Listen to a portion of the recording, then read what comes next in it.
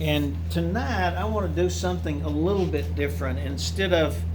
Uh, instead of doing a verse by verse, just continuing in the verse by verse, I want us to have someone read verses 1 all the way down through. Well, let's read all of this. Let's read pages 1 and 2 that I gave you. And hold on just a second. Let me see where I want us to read to.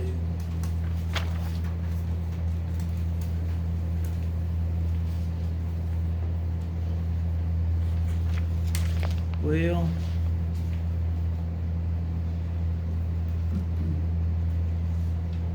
I tell you what, we'll just go verse by verse and we'll do the other that I gave you next time. Please hold on to that other thing, because what that other thing does is when we get to the point to where the disciples and Jesus have the Passover meal, we want to spend a little time talking about two different things that will help us in understanding that. One, historical context of understanding how they observe the Passover, and secondly, it gives us some insight on how that passage has been understood historically by the Catholic Church, by the Lutheran Church, by some Reformed churches, and by other evangelicals like Anabaptists and Baptists and those kind of groups. And so if you've never studied that, I think it's important, because this is what happens. Sometimes we're talking to somebody about it and we disagree with them because our practice has been different than theirs. But it's always at least important to understand that other groups are looking at the same passage that we are, and it's helpful sometimes to understand why they interpret it the way they interpret it. Does that make sense? And I'll tell you why I think that's important. I grew up in some Baptist churches. They tended to be independent Baptist churches, and sometimes they were critical of other traditions, if you will, without helping you understand that those people, they actually were looking at the Bible and interpreting the Bible, even though they may different, or you may think they didn't get it right. It at least helps you to understand people from these different traditions and why they do what they do and why they believe what they believe. It's the same Bible. Now, we're going to get to heaven someday and find out that, for instance, on the Lord's Supper, that maybe we all had something that was right. We're going to find out that probably nobody had everything right. Maybe some had a lot wrong, some had less wrong, but it helps you respect that other believer and realize that, if they've put their faith in Christ, they're going to be in heaven with us, okay? Amen. And so if we're going to show respect and love for them in heaven, we should do it here on earth too. It doesn't mean we have to agree with how they interpreted something, but it certainly helps us to understand that, they are trying to be biblical in this, okay? So we're going to look at that next time. So we come to the point in Matthew 26 we talked about last week, the very beginning. And this is happening on Wednesday. Remember, the triumphal entry was on a Monday. And so we're at Wednesday, and he's finished up the Olivet Discourse, and in verse 2 he says, "You know that after 2 days the Passover is coming, And the Son of Man, and by the way, this is a little confusing to us as we read about the days, because we need to remember that once it's dark in the evening, that starts another day for them. That's real confusing for me. I have a hard time, even though I've studied it and I know it. I still struggle because I love chronology and I love to make sure that I put everything together and okay, this happened then and this happened then. And then to have to deal with that in my mind, the Jewish way of looking at a day. But we talked about creation on Sunday. So I'll remind you that that is exactly why the creation days, it finishes them up by saying evening and morning a certain day, you know. So that's the way they did it. So okay, so it gets dark, that's evening, morning, all the way up through the day until the next sunset, and then and I've not studied enough. I don't know if they had an exact hour or whatever.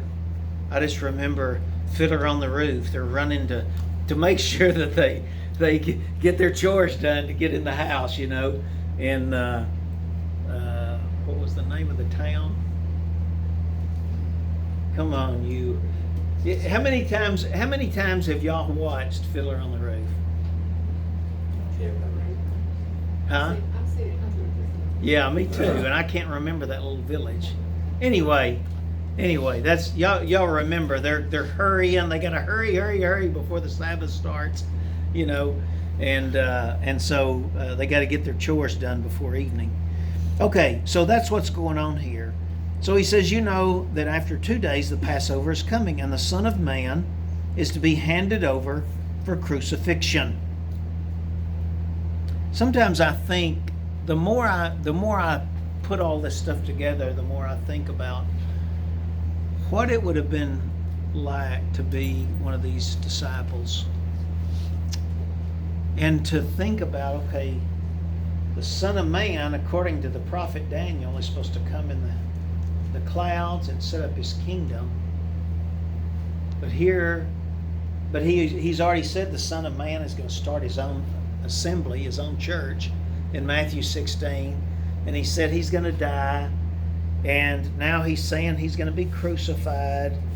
And they're trying to put all this together. It had to be a very confusing time for them, trying to put all this theology together.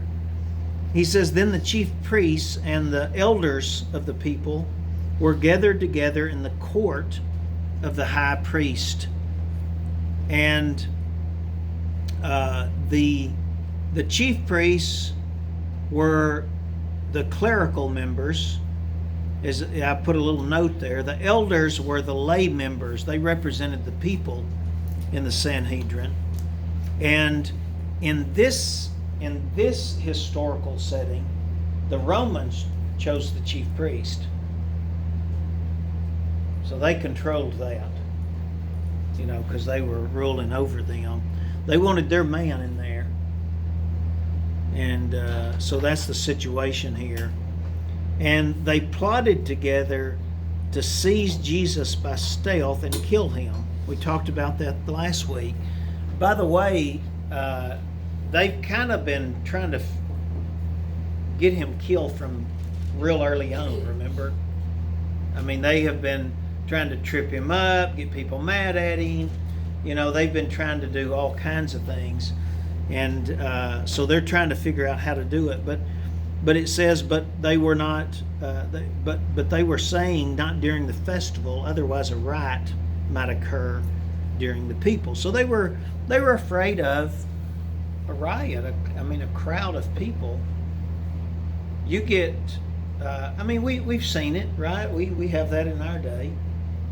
We have, especially lately, we have certain groups that will go unnamed at this point that they just start rioting, and in those riots, people get killed. So you get You get certain people stirred up, and you get yourself killed real quick. Well, they knew that. They were smart enough to know that.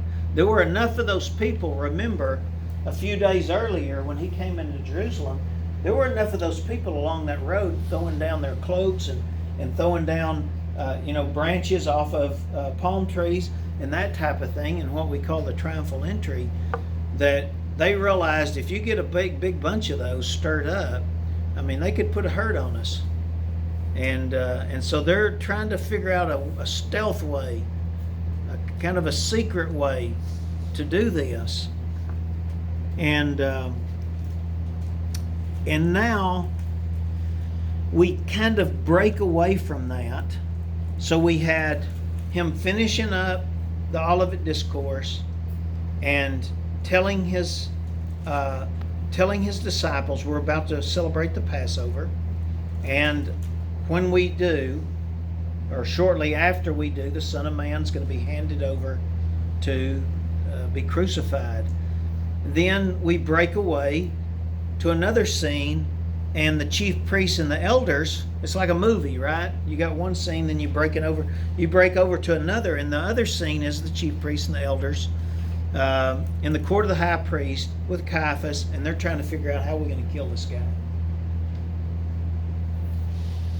Then, and we're uncertain historically exactly where this fits.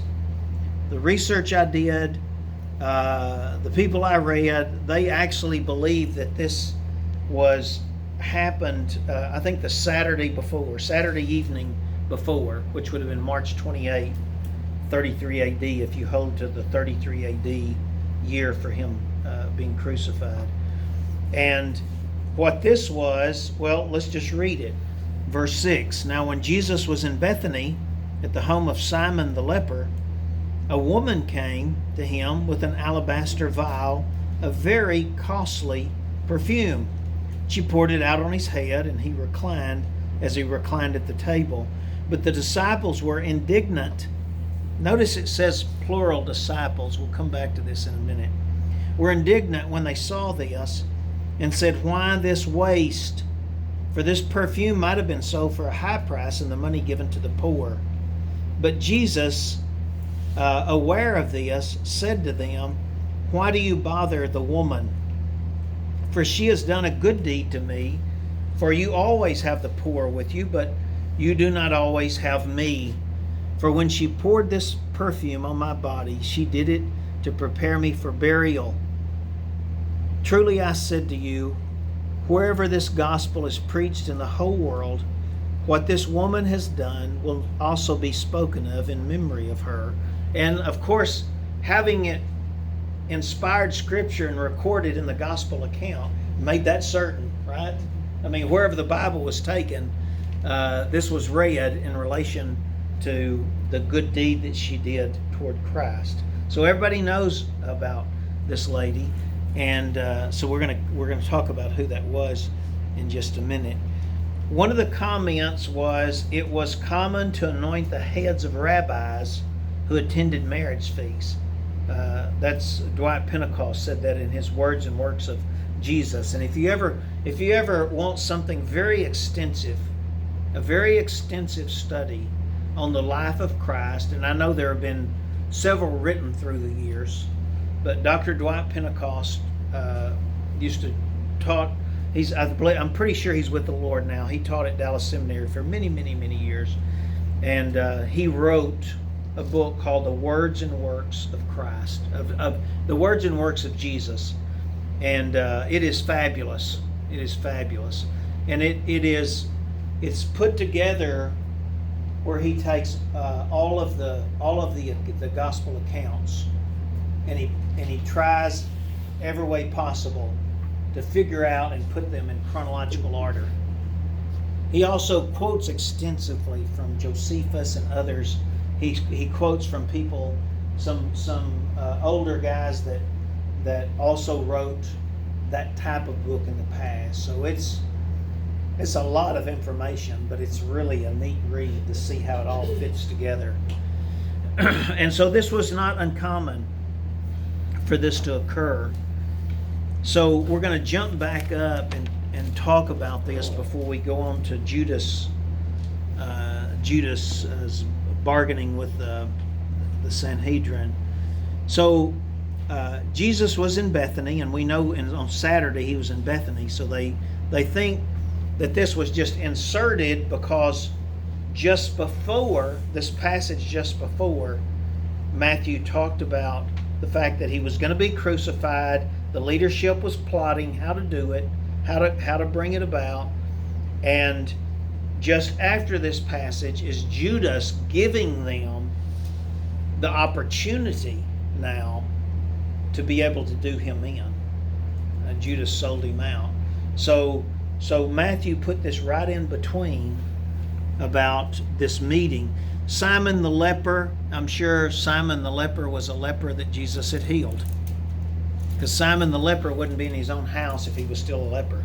That's probably why they call him Simon the leper. He was, and Jesus healed him. A woman came to him with an alabaster vial, a very costly perfume. Nard was from India, and as you've probably heard before, this one vial was worth 1 year's salary. I mean, it was very, very costly stuff. And she poured it on his head. Now, John 12 tells us that this is Mary. This is Mary. This is Lazarus. You know, Lazarus, who Jesus raised from the dead, had two sisters, right? Mary and Martha. And one was OCD, right? Always everything had to be perfect, and everything had to be cooked, and everything, you know.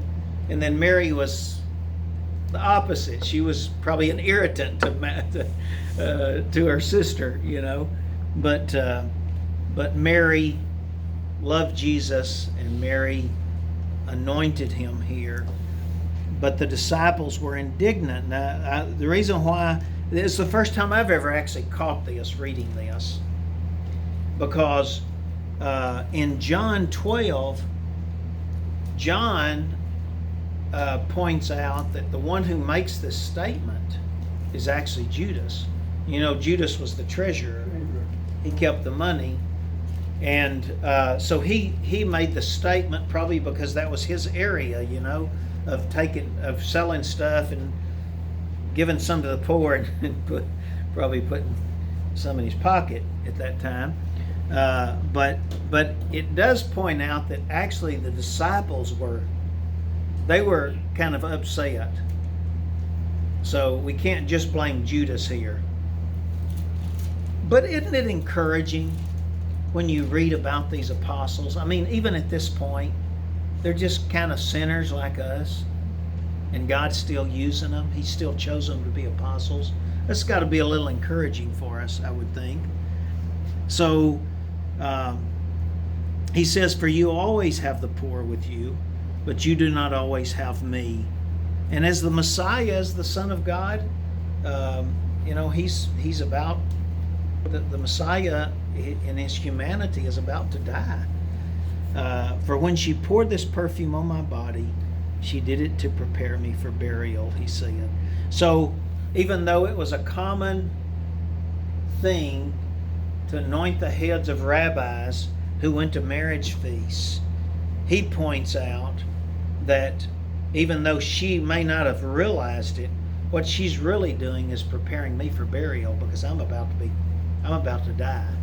I mean, I'm hoping they got it at this point, but I don't think they did, because, you know, they hid after he was crucified, and they were fearful and all that stuff. I don't think it's still soaked in, even though they've heard over and over and over and over and over now. Probably at this point, with the hints and the direct statements, probably 7 or 8 times about his death, burial, and resurrection.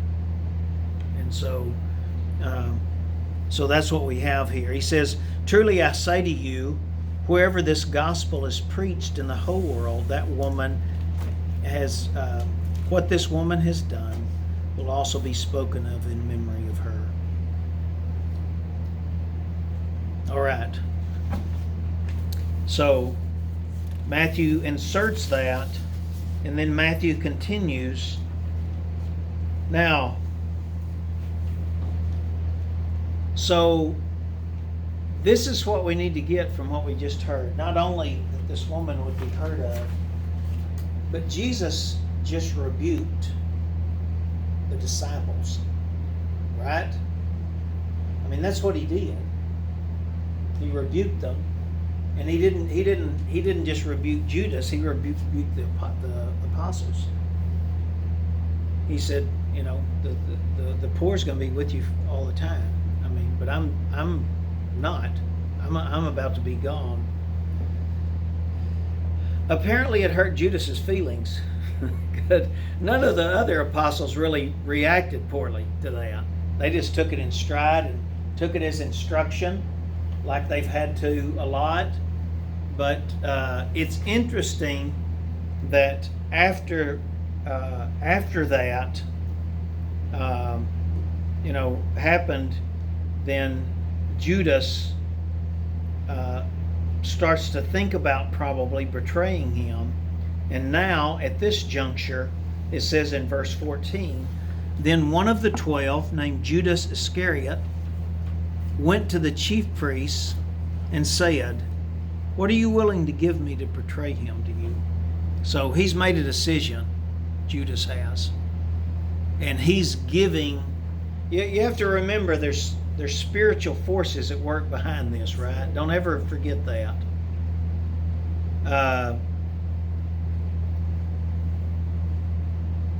Satan surely, even though we don't have this account, Satan surely was saying something like this.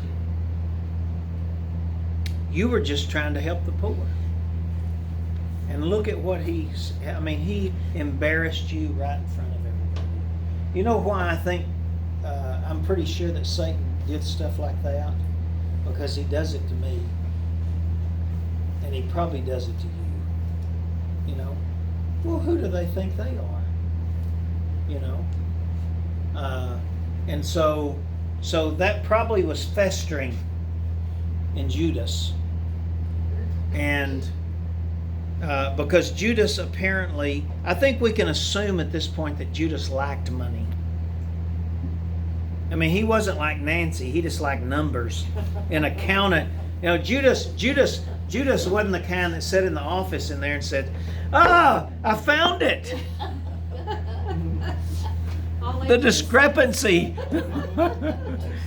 There it is. You know, that's not Judas. That's not why he was treasurer. That's why Nancy's treasurer. That's not why Judas was treasurer. He said that when he reached in his back pocket. That's exactly right. No, Judas lacked money. He didn't like accounting. He lacked money. And so, he's probably thinking,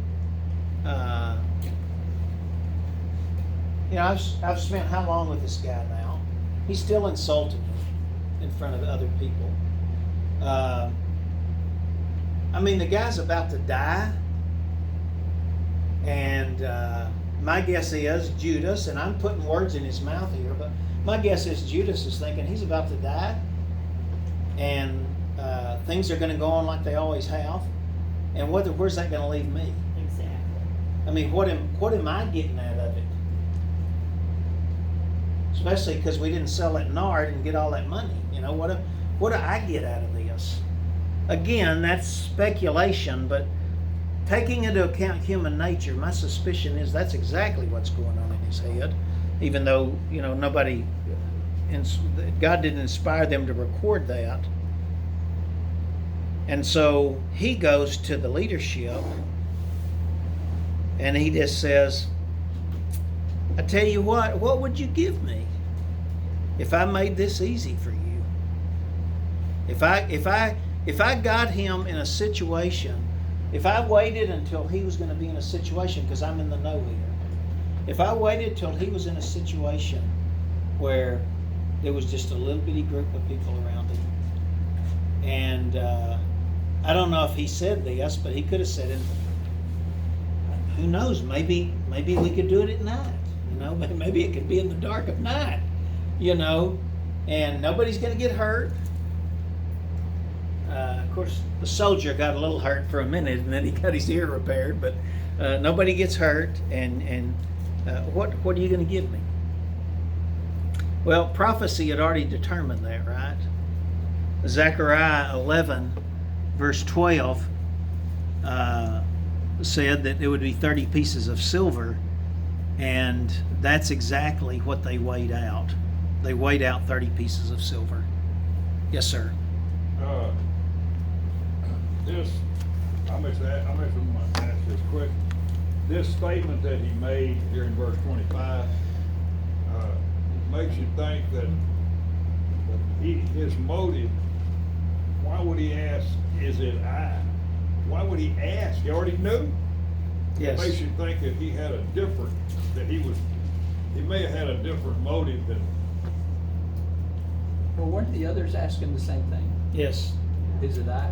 So Yeah, he I said- think if you look at all the accounts, they all wanted to know, is it I? They all did. Yeah. He Yeah. already And he knew, did not see? reveal. He did not reveal.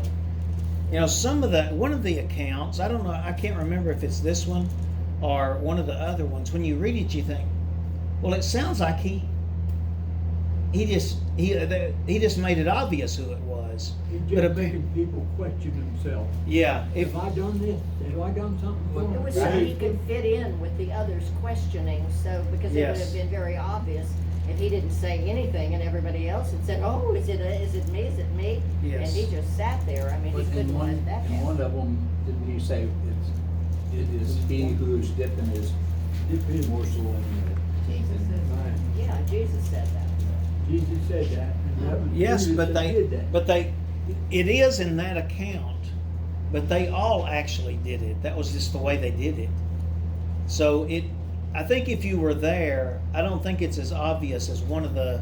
We should read those accounts. Well, and think of the magnitude of the accusation Yeah. amongst them. Yeah. In front of Christ. I mean, this is, it's had to be very soft-pedaled and handled very carefully because Judas was already completely sold out and under the influence of the devil. Absolutely. Because this didn't just happen to him. He didn't just have a light bulb come on over his head and say, I think I'll betray him. This was a root of bitterness, and there was somehow a crack in him somewhere that the enemy He was was- able to He fill He in. was upset with himself.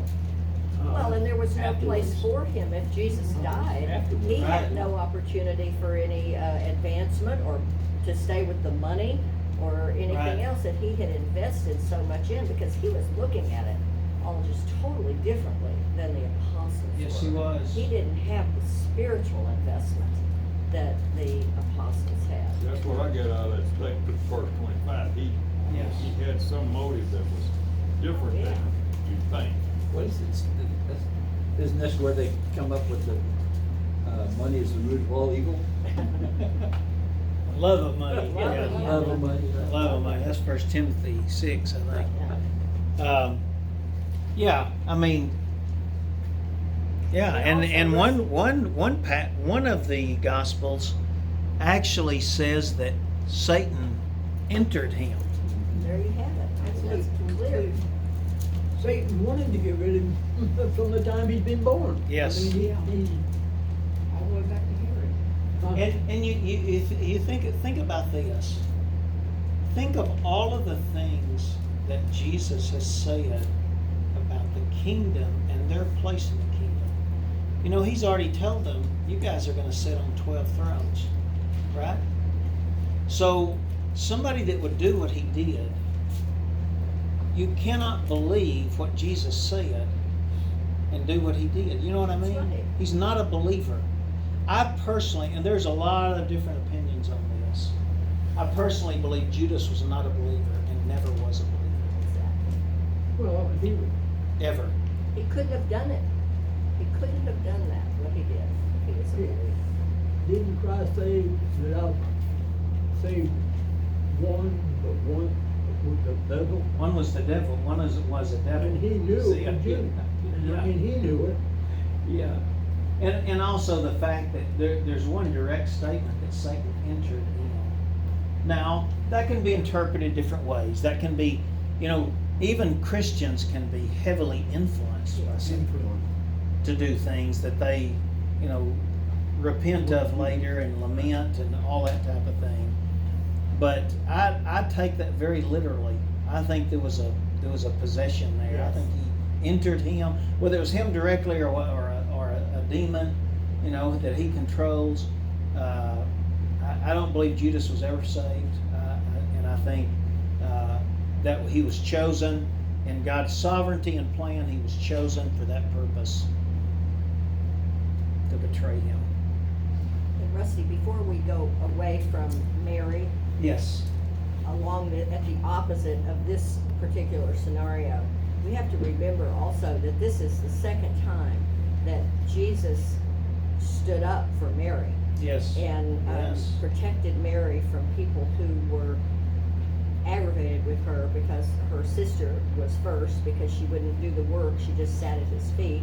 Right. And here, and I've always thought about what incredible, talk about being encouraged, what incredible guts she had Yes. in the midst of, here she was in the midst of these men who were following him, the culture that she lived in, the status that women had, and she said, never mind the dusting and the cooking and the schlepping and all of that. Right. When he comes, I'm sitting with him, Yes. and I'm gonna learn and receive everything that he has for me.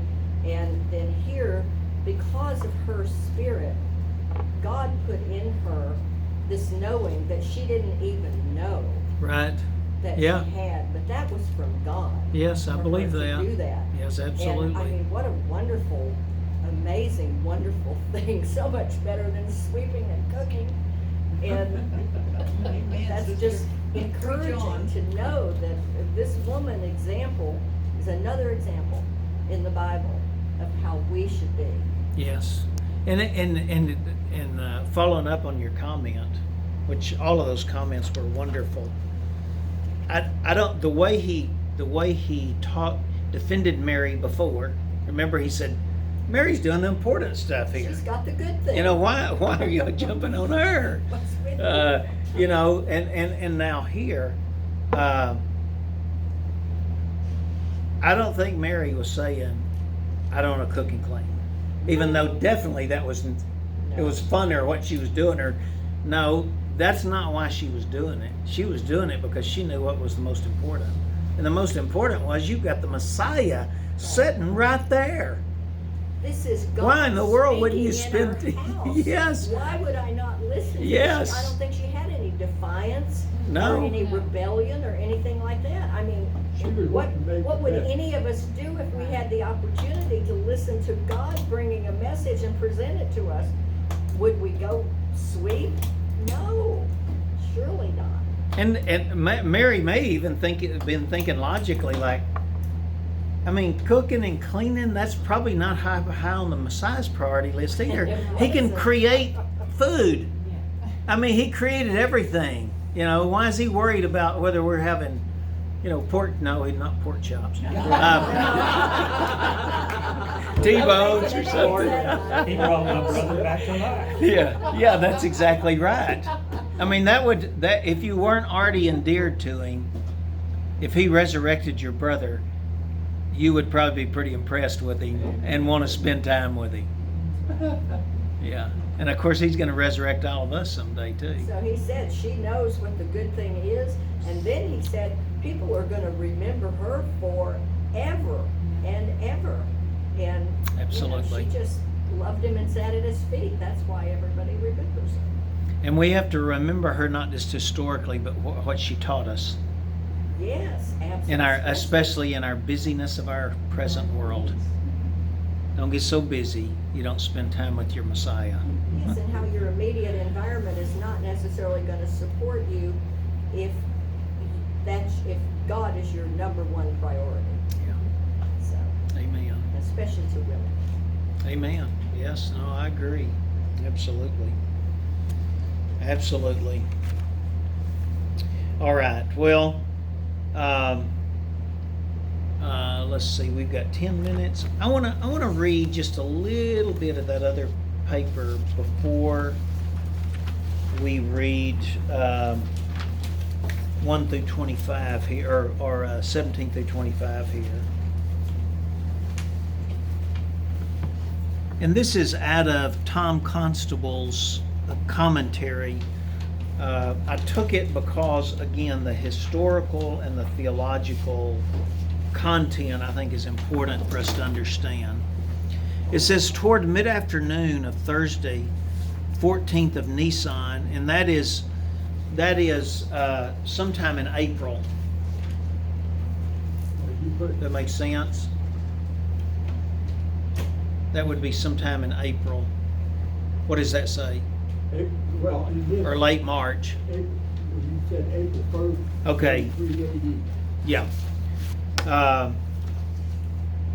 It's not, if you think about what time it is today, because the calendar shifts what day it is on, but Nisan, the first of Nisan usually hits right at the end of March or right at the beginning of April, and that was their new year.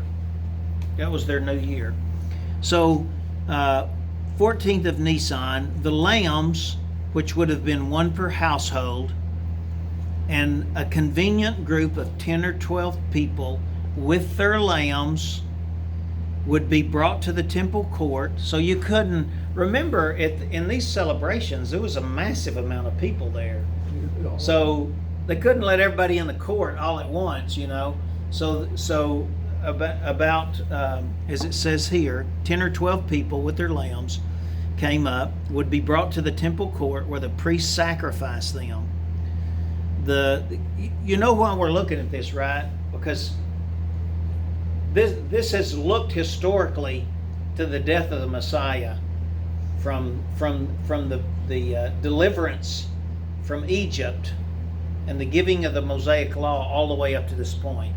Now that type is going to be fulfilled in what it was really pointing to, and that's Christ. And so for centuries, well, since they were the Exodus was around 1450, give or take 10 years or so. We don't know the exact date, 1440, something like that.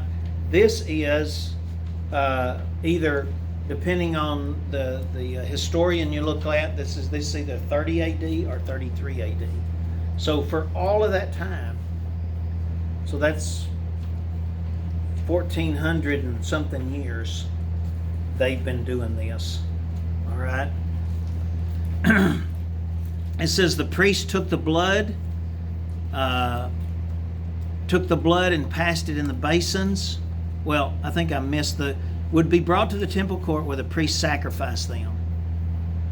So they took those lambs, and without trying to be too graphic, they'd cut their throat and bleed them out.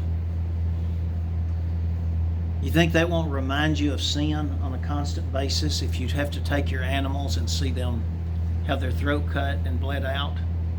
How many of you have ever been in a slaughterhouse? That'll wake you up. If you're an animal lover, it'll make you sick. And by the way, they would have done it very similar to a slaughterhouse. What a slaughterhouse does, because a slaughterhouse, they stun the animal with a .22 caliber bullet right here. Either that or a hammer. And so they're not killed, they're stunned, and then they hook their leg on a hook, raise it up, so their heart's still pumping, they're still alive, but they're stunned, their brain has been affected, and then they cut their throat, and the blood pumps out on the ground. So where's Well, the part where you're not going to get too graphic? Yeah. That's as far as I go. I won't tell you the rest of the process. But that's exactly how would you have liked to have been a priest? How many wants to be a priest in this process? He's the one that's got to do it. He's got to do it. Year after year. Yes, constantly. We're getting real close to vegetarian here. Okay, yeah. But this is a visual of the cost of our sin. That's why God made it so brutal, in a sense. Because He wanted to remind them, and we should be reminded on a constant basis, this is the cost of sin. A life is taken. And so the priest took the animal blood. that they killed had to be a perfect animal. Yes, it did. Yeah, it had to represent, what Christ would be. Spotless, without blemish, it said. The priest took the blood and passed it into basins along a line till it was poured out at the foot of the altar. They also burned the lamb's fat on the altar of burnt offerings. And then there was the singing of the Hallel, which is Psalm 113 through Psalm 118. Now we'll learn in a minute they sang it at different.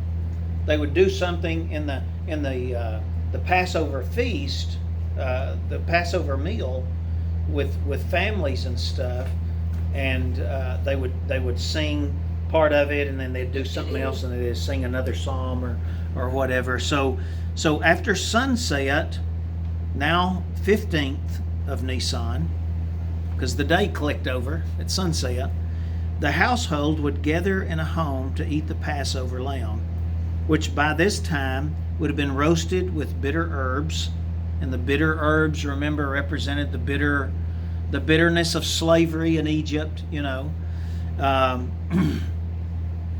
And it says the head of the household began the meal with thanksgiving for that feast day, and for the wine, praying over the first four cups.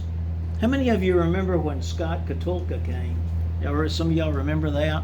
Of course, he's Jewish. He's from New Jersey, and he did an exceptional job with the 4 cups of the Passover. It was just wonderful. We still have it recorded somewhere.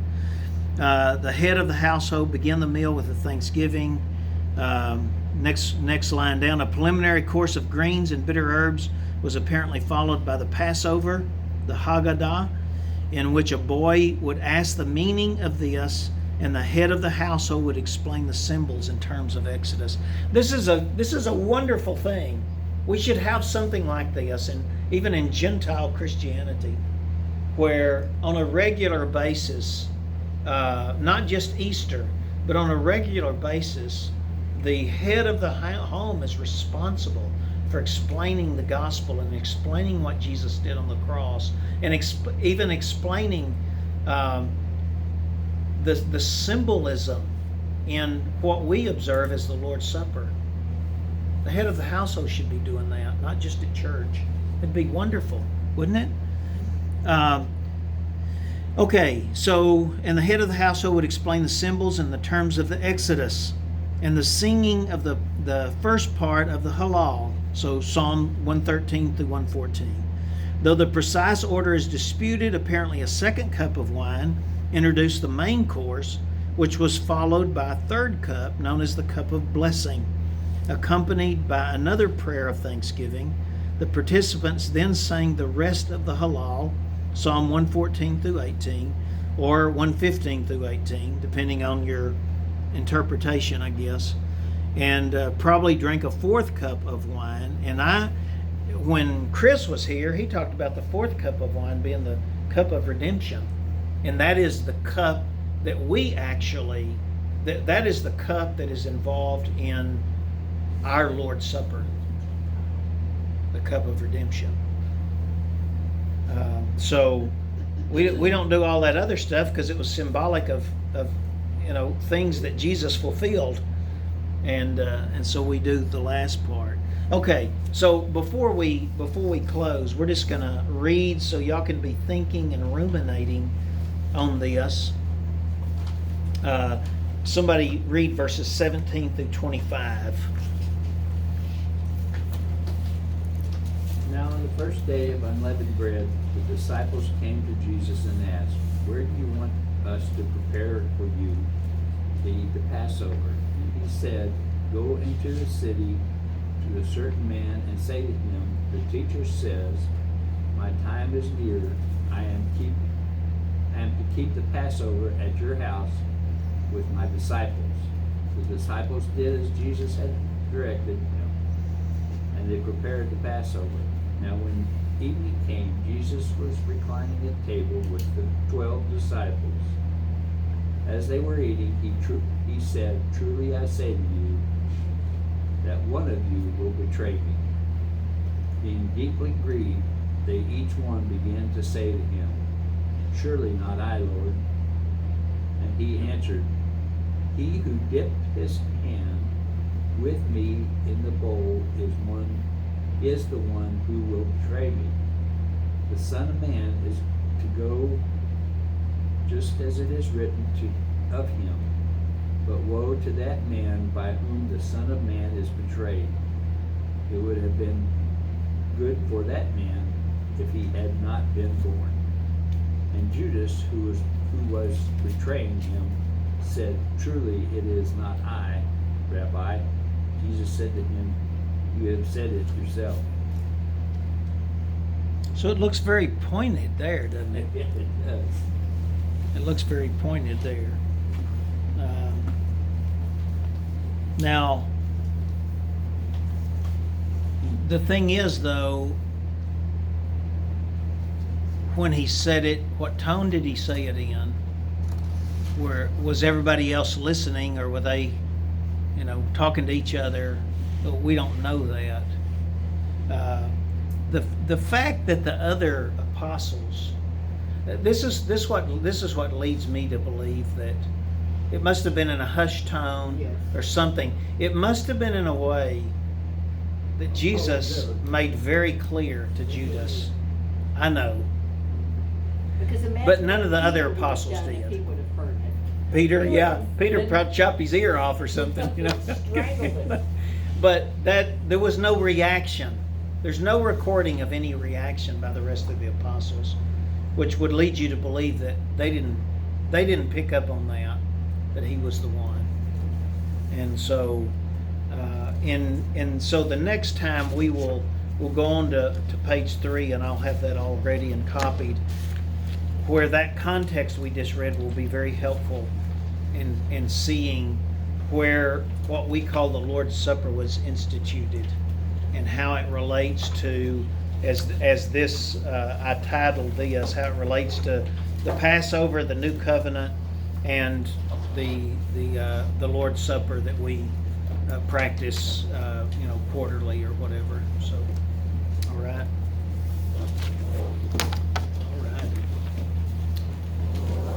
David, can you close us in a word of prayer?